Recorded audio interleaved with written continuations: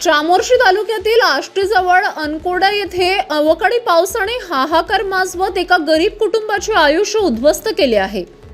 अनकोडा येथील संजय भाऊजी डोके यांचे घर मुसळधार पावसात पूर्णपणे कोसळले। 4 जणांचा परिवार असलेले डोके मजुरासाठी बाहेरगावी गेले असताना निसर्गानेच घात केला।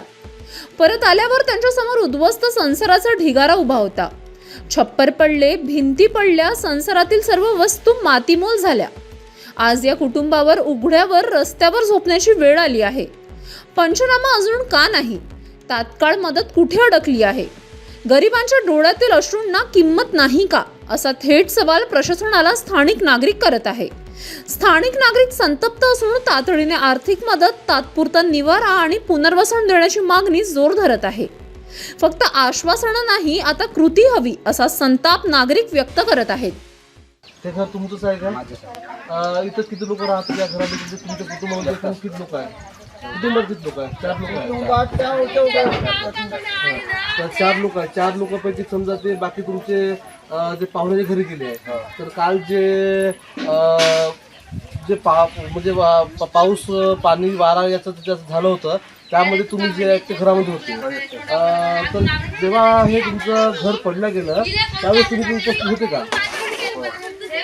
तर म्हणजे यामध्ये तुमचं काय काय नुकसान झालं?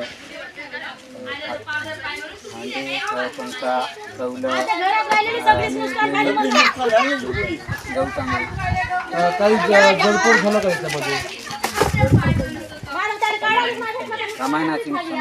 अच्छा, सामान्य नुकसान झाली आहे। तर तुमचं काही शासनावर काही मागणी आहे का? हो, मागणी काय मागणी आहे ते बोला, थोडंसं बोललं तर तिकडे बघा। आम्ही गरीब माणूस आहो, हां, मला पाहिजे घरपाई। अच्छा, तर तुम्हाला या शासनाकडून जे घरकुल जी योजना चालू आहे याच्यातून तुम्ही त्यासाठी अप्लाय नाही केले का? घरकुलसाठी ते मंजूर नाही मिळेल तुम्हाला? बरं, तर शासनाकडून तुम्हाला फक्त घरकुलच पाहिजे, बस झालं का?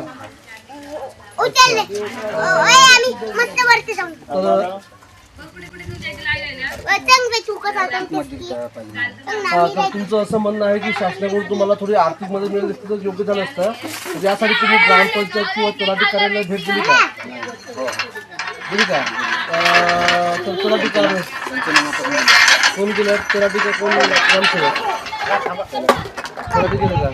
तर ग्रामसेवकाला भेटले का तुम्ही?